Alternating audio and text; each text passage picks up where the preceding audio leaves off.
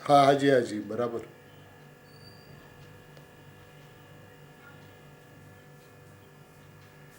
हाजी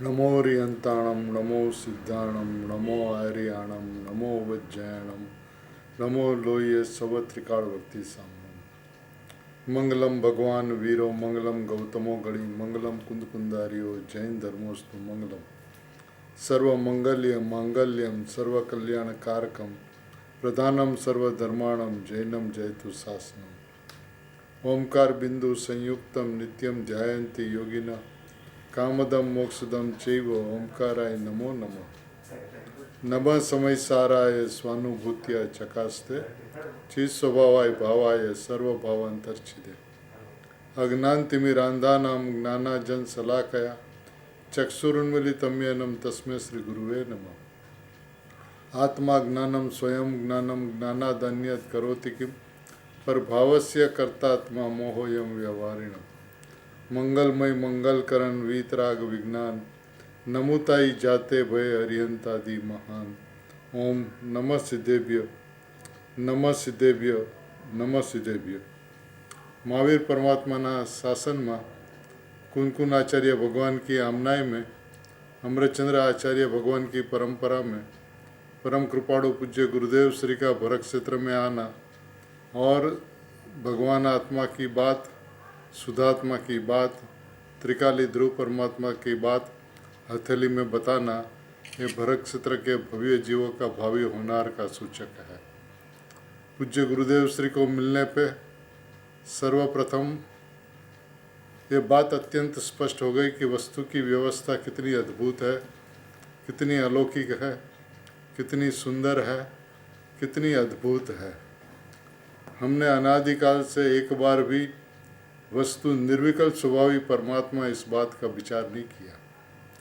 निर्विकल्पता करने का विचार किया, यानी कि सम्यक दर्शन प्राप्त करने का विचार किया, उसके लिए चिंतन किया, मंथन किया, मनन किया, अध्ययन किया, अनुमान ज्ञान तक भी पहुँचे।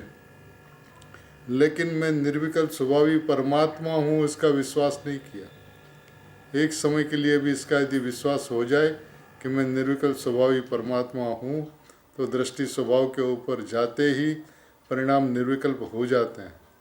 परिणाम निर्विकल्प करना नहीं पड़ता। जब परिणाम यह कहते हैं कि मैं निर्विकल्प स्वभावी परमात्मा हूँ तो अभिप्राय के अंदर में निर्विकल्प स्वभावी परमात्मा जम गया, बैठ गया। स्वभाव की अद्भुतता की जो अपूर्वता है, जो अलौकिकता है, उनके ख्याल पे आ गई। जब वह वस्तु उनके ख्याल पे आ जाती है तो ध्रुव स्वभाव के स्थल के ऊपर में बैठ गया। जब ध्रुव स्वभाव के ऊपर बैठ गया तो परिणाम निर्विकल्प होते चले जाते हैं।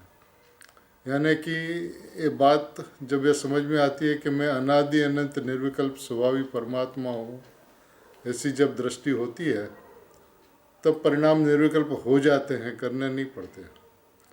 क्योंकि परिणाम के अंदर में विकल्प हो या निर्विकल्प दोनों ही सहज प्रक्रिया है। और जब पर्याय की क्रमबद्धता जिसको समझ में आती है उसको परिणाम के अंदर में कुछ करना है ऐसा अभिप्राय नहीं रहता।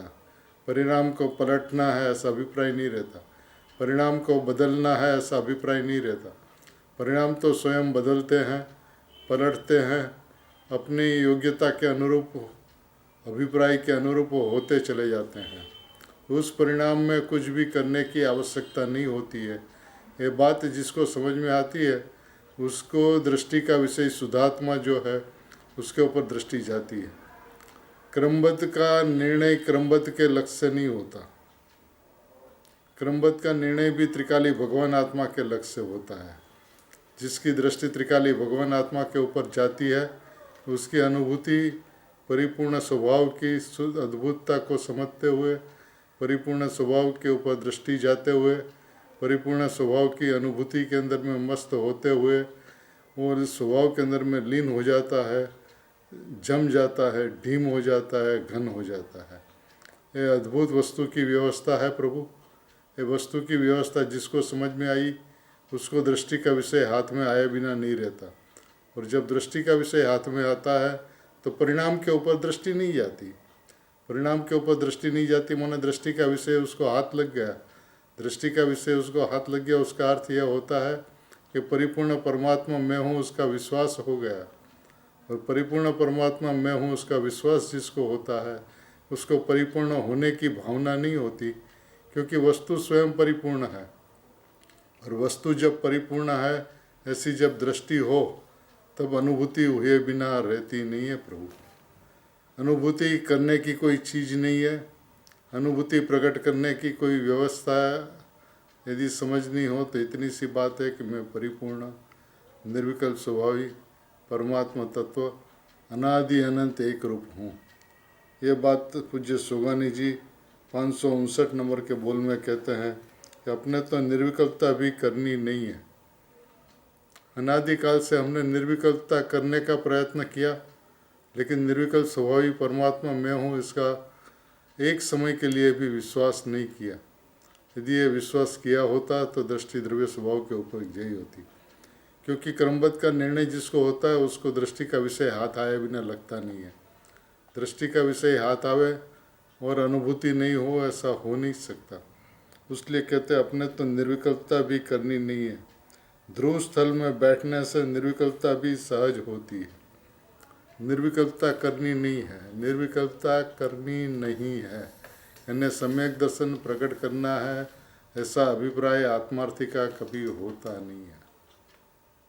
क्योंकि ये मार्ग अभिप्राय का है, ये मार्ग समझ का है, मार्ग विश्वास का है, मार्ग श्रद्धान का है। आज तक श्रद्धा के अंदर में, विश्वास के अंदर में, समझ के अंदर में मैं निर्विकल्प स्वभावी परमात्मा हूँ, उस बात जिसको बैठी है उसको निर्विकल्पता का प्रकट करने का अभिप्राय नहीं रहता। और अनादिकाल से हमारा अभिप्राय यही रहा कि निर्विकल्पता करनी है। मैंने परिणाम का कर्तापना हमेशा कायम रखा। क्रमबद्ध समझ में आता है ऐसा माना, लेकिन क्रमबद्ध समझ में नहीं आया। क्रमबद्ध क्यों समझ में नहीं आया? क्योंकि क्रमबद्ध नाम की कोई पर्याय नहीं होती है। पर्याय का स्वभाव ही क्रमबद्ध है, पर्याय का परिणमन ही क्रमबद्ध है।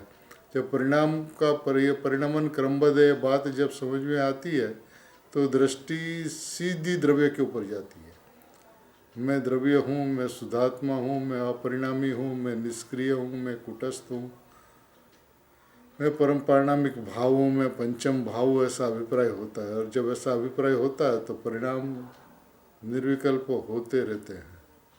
निर्विकल्प करने नहीं पड़ते, निर्विकल्पता प्रकट नहीं करनी पड़ती, क्योंकि जिसको पर्याय क्रमबद्ध है उसको परिणाम के अंदर में अशुभ भाव हो, शुभ भाव हो कि शुद्ध भाव हो, परिणाम के ऊपर उसकी दृष्टि ही नहीं रहती, क्योंकि परिणाम को उसने परम भाव से अलग भिन्न अपरम भाव समझा।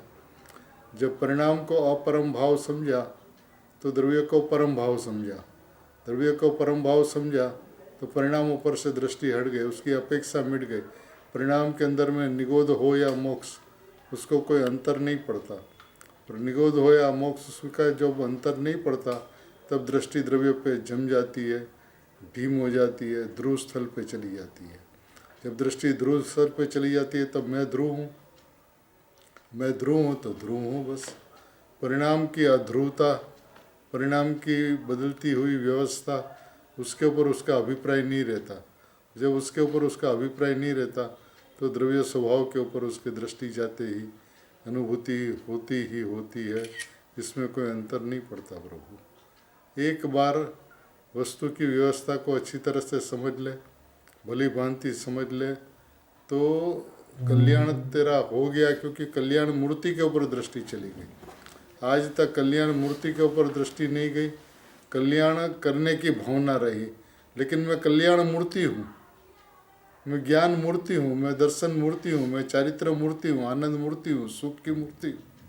जब ऐसी दृष्टि होती है तब परिणाम के अंदर में करने का अभिप्राय नहीं रहता, परिणाम को पलटने का अभिप्राय नहीं रहता, परिणाम को बदलने का अभिप्राय नहीं रहता।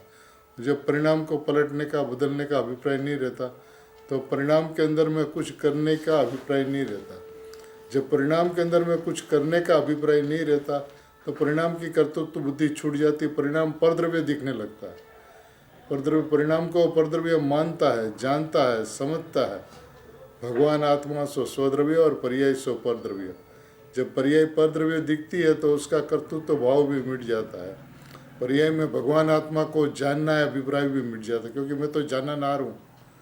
जानना देखना है कोई मेरा काम नहीं है, ज्ञाता दृष्टा है, मेरी व्यवस्था नहीं है, ये परिणाम की व्यवस्था है। जब परिणाम की व्यवस्था समझ में आती है तो परिणाम से दृष्टि हट जाती है। जब परिणाम से दृष्टि हट जाती है तो अपरिणामी पे दृष्टि जाती है। और अपरिणामी पे जब दृष्टि जाती है तो बस वहाँ पे वो जम जाता है, डीम हो जाता है, लीन हो जाता है। और परिणाम क्या होता है तो कहते हैं अपने तो निर्विकल्पता भी करनी नहीं है। ध्रुव स्थल में बैठने से निर्विकल्पता भी सहज होती है। जहाँ ध्रुव स्थल पे बैठा कि मैं ध्रुव हूँ, ध्रुव स्थल पे बैठने का मतलब है मैं ध्रुव हूँ, मैं ध्रुव हूँ, ऐसा जहाँ पे बैठा तो उसके अंदर में अनुभूति सहज होती ही होती है। अनुभूति करने का अभिप्राय मिट जाता है, कर्तृत्व मिट जाता है, पर्याय का अपनत्व मिट जाता है, पर्याय का ममत्व मिट जाता है, पर्याय का अहम मिट जाता है, पर्याय का एकत्व मिट जाता है। और जब पर्याय का एकत्व अहम अपनत्व मिट जाता है तो उसने पर्याय को क्रमबद्ध जाना और माना कहलाता है। ये तब जाना और माना कहलाता है कि जब उसकी दृष्टि के विषय पे चली जाए, भगवान आत्मा के ऊपर उसकी दृष्टि चली जाए। जब भगवान आत्मा के ऊपर उसकी दृष्टि चली जाती है तो अनुभूति होती ही होती है, वे भी सहज होती है। इसके अंदर में कोई कृत्रिमता नहीं होती है, अकृत्रिम अनुभूति होती है। अनुभूति प्रकट की नहीं जाती, प्रकट हो जाती है।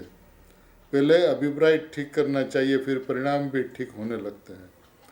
पहले अभिप्राय ठीक करना चाहिए, अभिप्राय ठीक करना चाहिए, माने मैं ध्रुव हूँ ऐसा अभिप्राय पहले होना चाहिए। पर्याय की व्यवस्था क्रमबद्ध समझ में आनी चाहिए।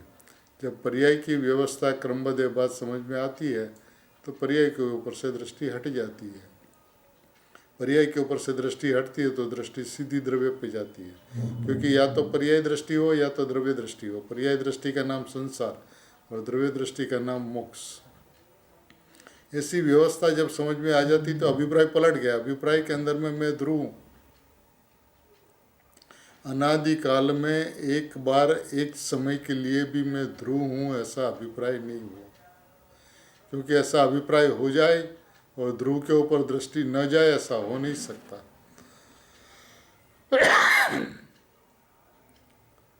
क्योंकि अभिप्राय के अंदर में अपनत्व त्रिकाली ध्रुव परमात्मा के ऊपर हुआ तो दृष्टि स्वभाव के ऊपर जम गई, डीम हो गई, घन हो गई, एकत्व हो गया, अहम हो गया, मैं पना हो गया। बस मैं हूँ पे वो चला गया। मैं हूँ माने मैं ध्रुव हूँ, मैं ज्ञायक हूँ, मैं शुद्धात्मा हूँ, मैं भगवान हूँ, मैं परमात्मा हूँ, ऐसा निश्चय होता है, ऐसा निर्णय होता है।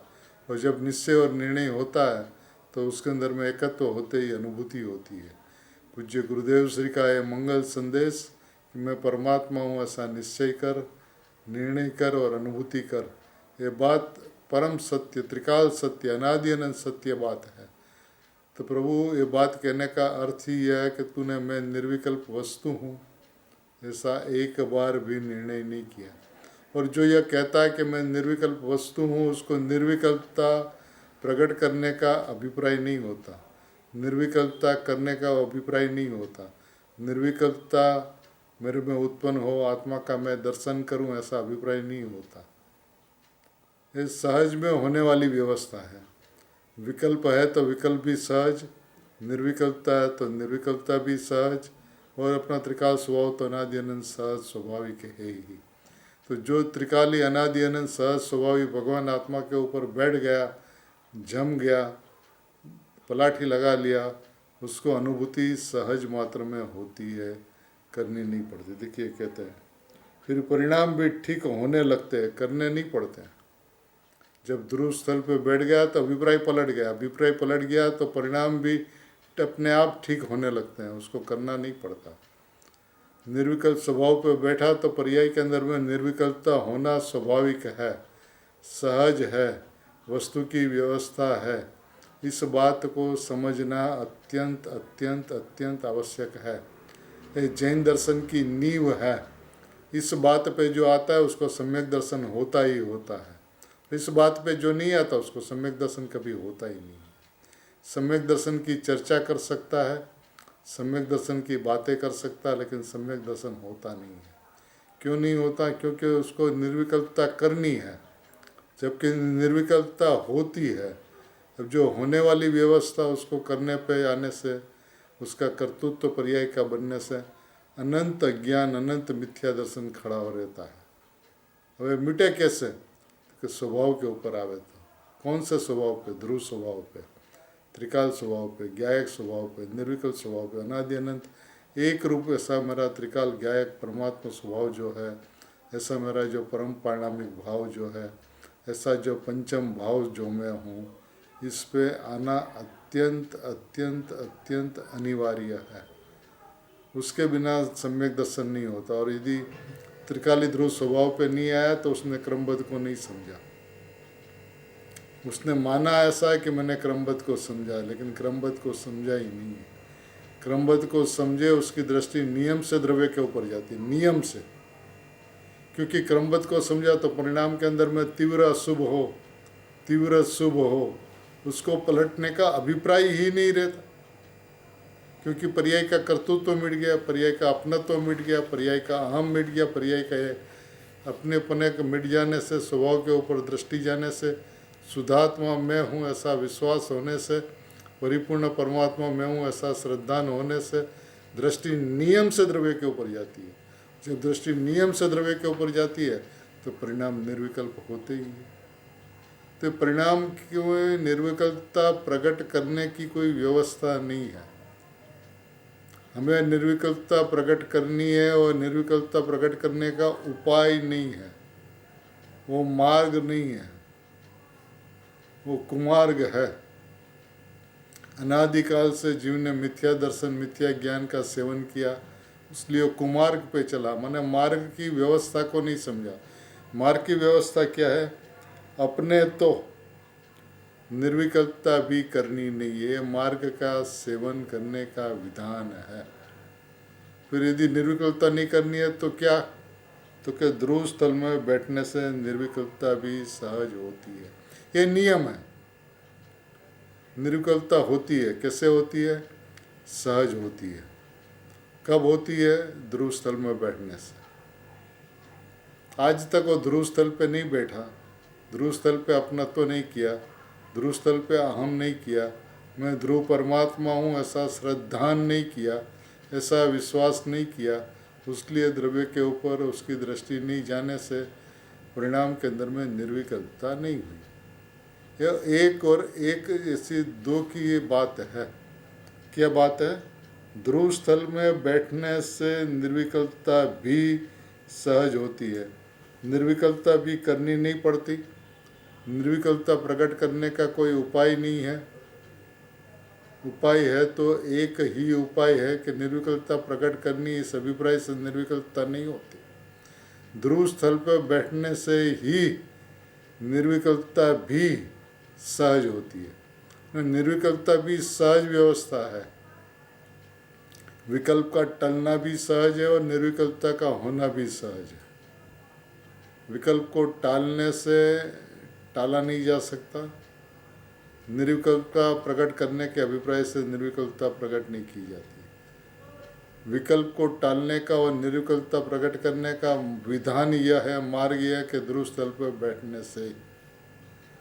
तो आज तक उसका मतलब ये होता है कि ध्रुव स्थल पे नहीं बैठा, तो अब क्या करना? अब ध्रुव स्थल पे बैठना।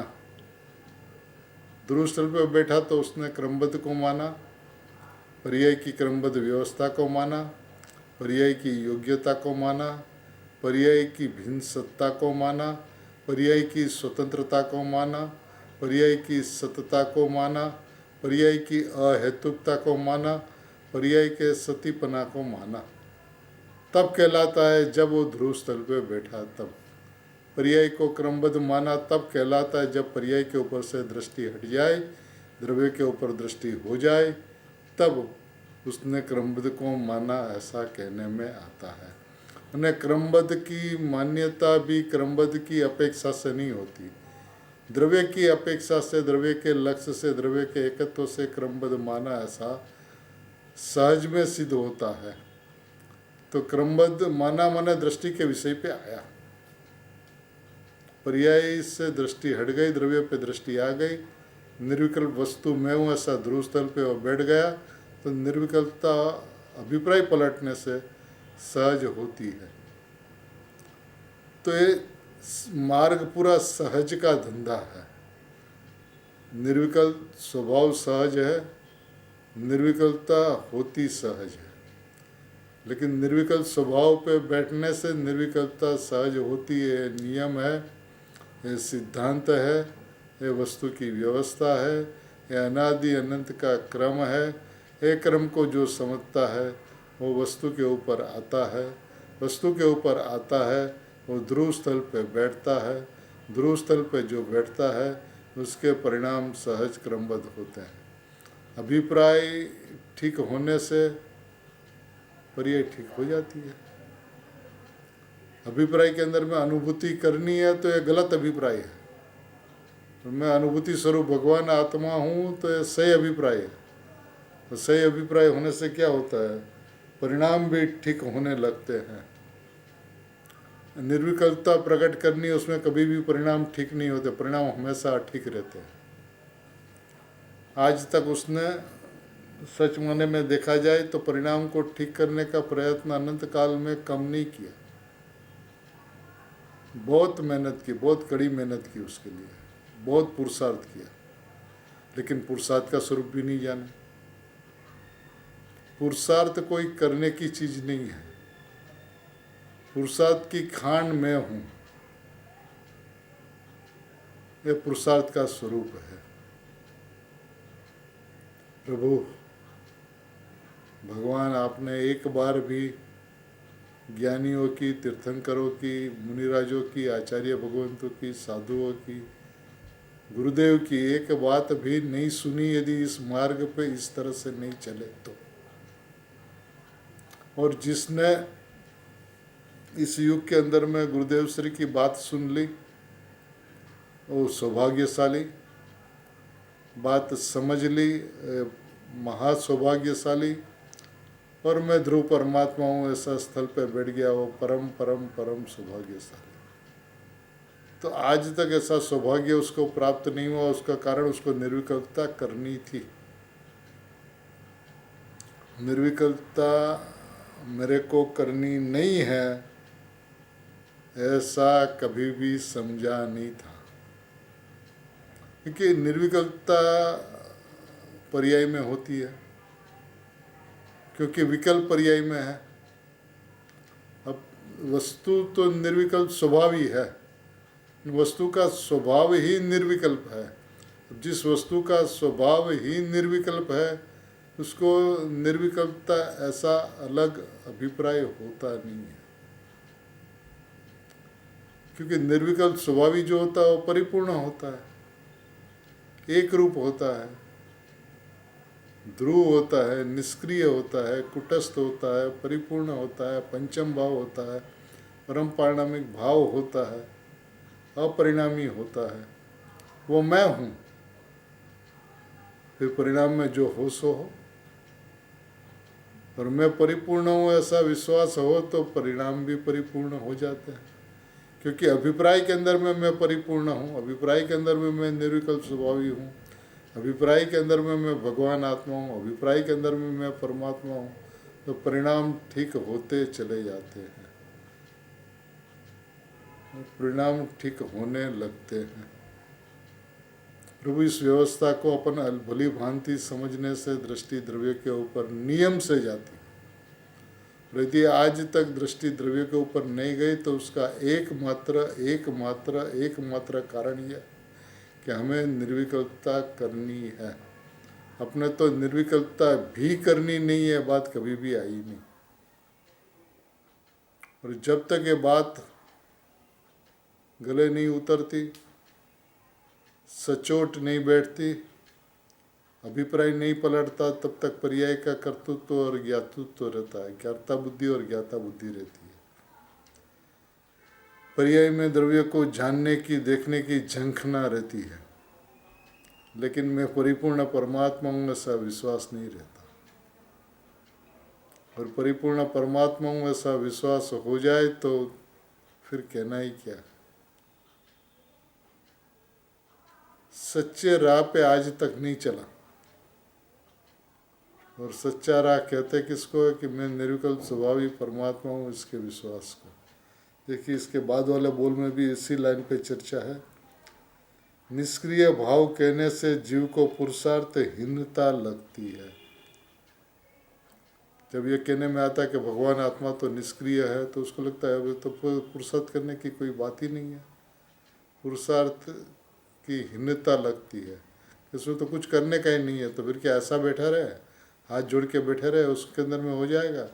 प्रभु तो वस्तु की व्यवस्था को ही नहीं समझता। वस्तु की व्यवस्था यह है कि क्या है, कहते हैं सुगन ही सब। अरे भाई, यह स्वभाव तो पुरुषार्थ की खान है। क्या है स्वभाव? पुरुषार्थ का समुद्र है, पुरुषार्थ की खान है, पुरुषार्थ का सागर है, पुरुषार्थ का महासमुद्र है, पुरुषार्थ का महापर्वत है। जो मुक्ति होती है उसकी भी उसमें दरकार नहीं है। मुक्ति होती है ना, उसकी भी उसमें दरकार नहीं है, माने अपेक्षा नहीं है। क्योंकि जो अपने आप में परिपूर्ण हो उसको किसकी अपेक्षा हो? जो संसारी हो उसको मुक्ति की अपेक्षा हो, जो बंधा हो उसको मुक्त की अपेक्षा हो। लेकिन मैं तो पुरुषार्थ की खान हूँ, तो मुक्ति की भी कोई दरकार नहीं है मेरे को। इतना जब बेफिक्रा हो जाए, इतना जब निर्बोझ हो जाए, इतना जब निराधार तत्व को समझ ले, तब स्वभाव का जोर आए बिना नहीं रहता, और स्वभाव का जोर आने से मुक्ति हो ही जाती है। प्रभु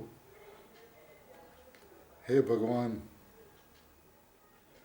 इस जगत ने इस इतनी सुंदर, अद्भुत, सहज, सरल, स्वाभाविक व्यवस्था को नहीं समझा। पुरुषार्थ करना, पुरुषार्थ करना, पुरुषार्थ करना क्या माने? विकल्प के अंदर में जोर करना, चिंतन के अंदर में जोर करना, उसका नाम पुरुषार्थ है। विकल्प की धारा चलती रहे, मैं परमात्मा, मैं परमात्मा, मैं परमात्मा, मैं परमात्मा, उसका नाम पुरुषार्थ है। प्रभु तू तो है ही परमात्मा, इसका विश्वास। तू है पुरुषार्थ की खान, इसका विश्वास। तू है पुरुषार्थ का महासमुद्र, इसका विश्वास। जिसको होता है उसको कुछ करने का अभिप्राय ही नहीं रहता, उसको कुछ मिटाने का, कुछ प्रकट करने का, कुछ टालने का, कुछ प्राप्त करने का कोई अभिप्राय ही नहीं रहता। तो हमने अनादिकाल से मुक्ति की भावना पाई है।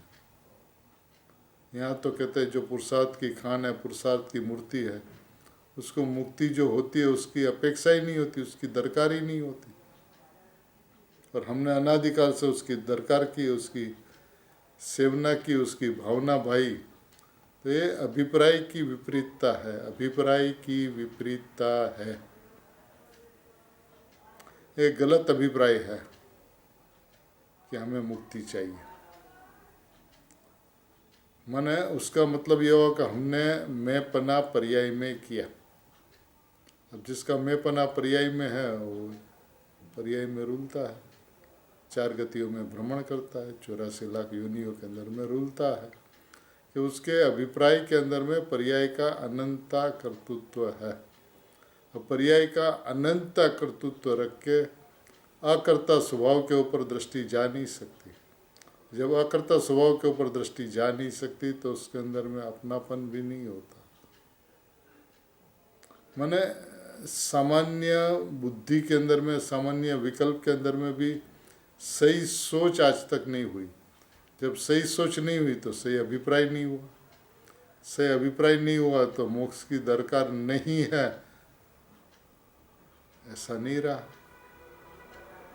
बस हमें तो मुक्ति चाहिए, हमें तो मोक्ष चाहिए, हमें तो सिद्धपद चाहिए, हमें तो सम्यक दर्शन चाहिए। ये पर्याय का अनादिकाल का अपनत्व है और एक समय भी त्रिकाल का अपनत्व नहीं रहा। अब त्रिकाल का अपनत्व नहीं रहा है तो निष्क्रिय भाव पे कैसे जाए। अब निष्क्रिय भाव के अंदर में उसको पुरुषार्थहीनता लगे और संसार टालने में और मोक्ष प्राप्त करने के विचारों के अंदर में, अभिप्राय के अंदर में उसको उन्नति लगे। प्रभु एक बार गुरुदेव की, सुगनी जी की, ज्ञानियों की, अनंत ज्ञानियों की बात प्रभु तो एक बार सुन देना था। जब तक तू इस बात को नहीं सुनेगा तब तक काम बनने वाला नहीं है। आज तक काम नहीं बना, उसका एकमात्र कारण यह है कि यह स्वभाव तो पुरुषार्थ की खान है, स्वभाव ही पुरुषार्थ की खान है। जो स्वभाव ही पुरुषार्थ की खान है और जो मुक्ति होती है उसकी भी उसको दरकार नहीं है। निष्क्रिय स्वभाव में आते ही मुक्ति पर्यंत की सर्वपर्याय की अपेक्षा ही छूट जाती है। निष्क्रिय स्वभाव में आते ही, निष्क्रिय स्वभाव में आते ही मुक्ति पर्यंत की सर्व पर्यायों की अपेक्षा ही छूट जाती है। मिथ्या दर्शन टलने से, सम्यक दर्शन करने से, गुणस्थान का क्रम बढ़ने से, मुनिपना, छठा सातवां गुणस्थान, प्रमत अप्रमत में झूलते झूलते साइक श्रेणी उठकर 14 गुणस्थान पार करके सिद्ध दशा प्राप्त करने की सर्व पर्यायों अपेक्षा ही छूट जाती है। कब? निष्क्रिय स्वभाव में आते ही। अब निष्क्रिय स्वभाव में आ गया तो मुक्ति पर्यंत सभी पर्यायों की अपेक्षा छूट जाती है। उसका अर्थ यह हुआ कि आज तक निष्क्रिय स्वभाव पे आया नहीं है। जब मुक्ति पर्यंत की प्रत्येक पर्याय की अपेक्षा जब छूट जाती है तो पर्याय प्रकट हो जाती है। पर्याय के पीछे दौड़ता है तो पर्याय दूर भागती है। पर्याय से दृष्टि मोड़ लेता है, द्रव्य के ऊपर दृष्टि दे देता है तो पर्याय झुकती हुई चली आती है। ये अद्भुत रमत है प्रभु। ये रमत आज तक समझी नहीं है और ये रमत नहीं समझी है तो इसलिए अगम निगम की बात समझ में नहीं आई, इसकी कला समझ में नहीं आई। कृत्रिमता अनादि अनंत नहीं रहे, अनादि से आज तक रही, लेकिन आज से सादी अनंत काल तक अकृत्रिम स्वभावी परमात्मा मैं हूँ ऐसा अभिप्राय रहे तो मुक्ति पर्यंत सभी पर्यायों की अपेक्षा ही छूट जाती है। जब अपेक्षा छूट जाती है तो उसके ऊपर दृष्टि नहीं रहती, दृष्टि नहीं रहती तो उसका कर्तृत्व नहीं रहता, कर्तृत्व नहीं रहता तो उसका अपनत्व नहीं रहता, अपनत्व नहीं रहता तो उसको भिन्न सत्ता समझा, भिन्न सत्ता समझा तो भिन्न सत्य समझा, भिन्न सत्य समझा तो उसका अहेतुकपना समझा, अहेतुकपना समझा तो शुद्ध पर्याय से शुद्ध पर्याय प्रकट हो, शुद्ध पर्याय से शुद्ध पर्याय की वृद्धि हो, शुद्ध पर्याय की वृद्धि से परिपूर्णता हो। ये सारा अभिप्राय छूट जाता है क्योंकि प्रत्येक पर्याय अपने में क्रमबद्ध और पूर्ण है। प्रत्येक पर्याय पूर्ण है, कोई भी पर्याय अपूर्ण नहीं है कि जो भी पर्याय होती है उस समय का वो पर्याय का सत्य होने से पर्याय के अंदर में जो भी है वो 100% होता है। जब 100% अपना तो होता है तो उसको कौन पलटावे। यदि पर्याय ये कहती है कि मैं शरीर हूँ, ऐसा इस समय की उसकी जाहिरात है तो उसने 100% शरीर सो मैं हूँ ऐसा मान। जब वही पर्याय जब ये कहती है कि मैं परमात्मा हूँ और अभिप्राय के अंदर में मैं परमात्मा हूँ ऐसा हुआ तो 100% उसने परमात्मा माना तो उसका अभिप्राय पलटा। अभिप्राय पलटा तो पर्याय पलटेगी, पलटेगी, पलटेगी, पलटेगी और पलटेगी ही ऐसी पर्याय की व्यवस्था है। अब उसके ऊपर मत ताको, उसकी अपेक्षा छोड़ दो, उसको पलटने की, उसको बदलने की, उसको बदलाने की व्यवस्था सोचो ही मत। उसकी स्वतंत्रता पे उसके रहने दो। और मैं त्रिकाल आकृत्रिम स्वतंत्र सत्य परमात्मा हूँ, ऐसा विश्वास करो। देखिए क्या कहते हैं, निष्क्रिय स्वभाव में आते ही मुक्ति पर्याय की सर्व पर्यायों की, मुक्ति पर्यंत की सर्व पर्यायों की अपेक्षा ही छूट जाती है। कृत्य कृत्यता अनुभव गोचर होती है। कृत्य कृत्यता, लबालबता, रस सभरता, परिपूर्णता अनुभव गोचर होती है। मैं कृत्य कृत्य हूँ, मैं अकृत्रिम कृत्य कृत्य हूँ, परिपूर्ण कृत्य कृत्य हूँ, ऐसा अनुभव होता है। जब ऐसा अनुभव होता है तो ऐसा भाव स्वयं पुरुषार्थ स्वरूप है। मैं कृत्य कृत्य हूँ, ऐसा जो भाव है वो स्वयं पुरुषार्थ स्वरूप है। अतः उससे पुरुषार्थ विषयक असमाधान नहीं रहता। जो निष्क्रिय स्वभाव पे आता उसको पुरुषार्थ विषयक असमाधान नहीं रहता। समाधान हो जाता पर्याय की व्यवस्था का। जब पर्याय की व्यवस्था को भली भांति समझ लेता है तब मैं ध्रुव हूँ, मैं ज्ञायक हूँ, मैं शुद्ध हूँ, मैं एक हूँ, मैं परिपूर्ण हूँ, मैं ज्ञान दर्शनमय हूँ। एक ज्ञान और श्रद्धा ऐसा विभाग उसको दिखता नहीं है। मैं एक हूँ ऐसा दिखता है, क्योंकि जो एक है ना उसके अंदर में अभेदपना है। एक है उसमें भेद नहीं है, एक है वो परिपूर्ण है, एक है वो अभेद है, एक है वो खंड नहीं है, अखंड है। एक अखंड अभेद परिपूर्ण ज्ञायक परमात्मा मैं हूँ। ऐसा निष्क्रिय स्वभाव पे आया तो प्रत्येक पर्याय की व्यवस्था समझ में आते ही, क्रमबद्धता समझ में आते ही पर्याय के ऊपर से दृष्टि हट जाती है, छूट जाती है, छोड़नी नहीं पड़ती। वो दृष्टि द्रव्य पे जमती है। द्रव्य पे जमती है तो पर्याय अपने आप निर्विकल्प रूप परिणमती हुई परिपूर्णता को प्राप्त कर लेती है। उसकी अपेक्षा छूटनी चाहिए, परिणाम की अपेक्षा छूटनी चाहिए, द्रव्य के ऊपर दृष्टि जानी चाहिए। मुक्त स्वभावी परमात्मा मैं हूँ तो मुक्ति पर्यंत की प्रत्येक पर्याय की अपेक्षा उसको छूट जाती है। प्रभु एक समय के लिए भी हमने इस बात को सुना नहीं है, नहीं सुना है। सुना तो उसको कहते हैं जो समझ में आवे, समझ तो उसको कहते हैं जो अनुभव में आवे। अपन कहते हैं सुना, हमने गुरुदेव को बहुत सुना, बिल्कुल नहीं सुना। मैं प्रत्येक प्रवचन में से गुरुदेव की इस बात को अपन निकाल सकते हैं। प्रत्येक प्रवचन में, कोई प्रवचन ऐसा नहीं जिसके अंदर में बात नहीं। समझे प्रभु, शांत होकर धीरा पढ़ के अपनी वस्तु को समझे, अपने स्वभाव को समझे, अपनी त्रिकाल ध्रुवता को समझे, निष्क्रिय भाव को समझे। लेकिन अपन तो सक्रिय की ओर से ही चलते रहे, निष्क्रिय के अंदर में एक बार भी आए ही नहीं, ध्रुव स्थल पे बैठे ही नहीं। बैठे तो पर्याय में, पर्याय में बैठकर ध्रुव की चर्चा करते रहे। तो ऐसा नहीं चलेगा प्रभु। सब भव्यात्मा है, शुद्धात्मा है, परिपूर्ण आत्माएं हैं। इस बात को अच्छी तरीके से, शांति से, धीरज से अपने अंदर में इसको बैठाए, क्योंकि मार्ग बस इतना सा है, इसके बाहर मार्ग नहीं है। इसके बाहर जितनी भी चर्चाएं, सारी भेद प्रभेद की चर्चाएं, व्यवहार की चर्चाएं, खंड की चर्चाएं, भेद की चर्चाएं, वस्तु को समझाने के लिए जिनवाणी के अंदर में की गई। लेकिन बताना है अभेद, बताना है एक, बताना है अखंड, बताना है ध्रुव, निष्क्रिय, परिपूर्ण, एक रूप, एकाकार, जो कभी अनेकाकार होता ही नहीं है।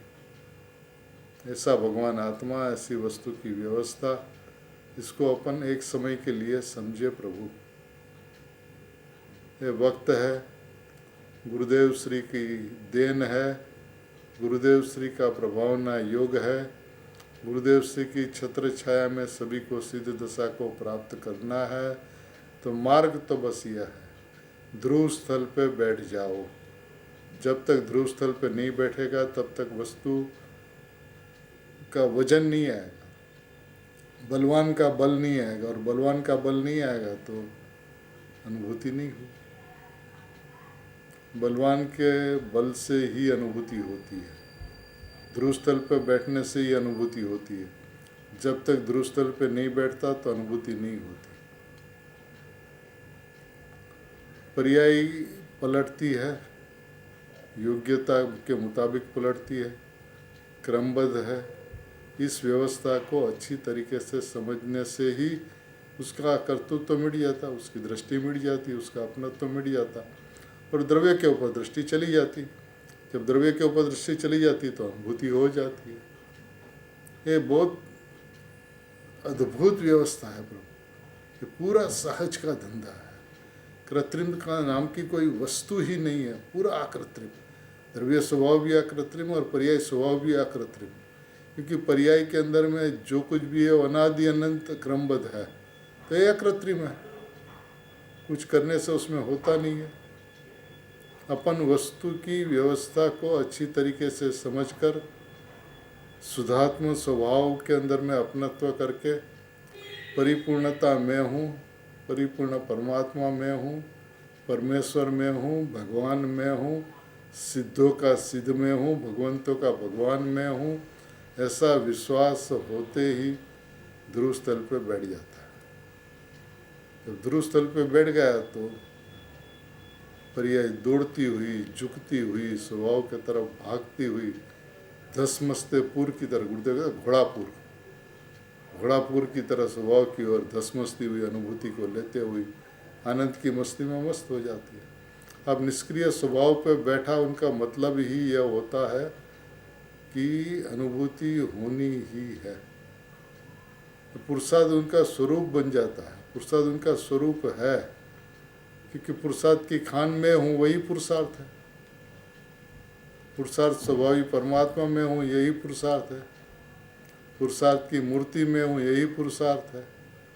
तो पुरुषार्थ कोई करने की चीज़ नहीं है प्रभु, पुरुषार्थ स्वभावी परमात्मा में हूँ ऐसा जानकर, ऐसा समझकर, ऐसा अपनत्व करके सभी जीव परिपूर्णता को प्राप्त करे, ऐसी मंगल भावना।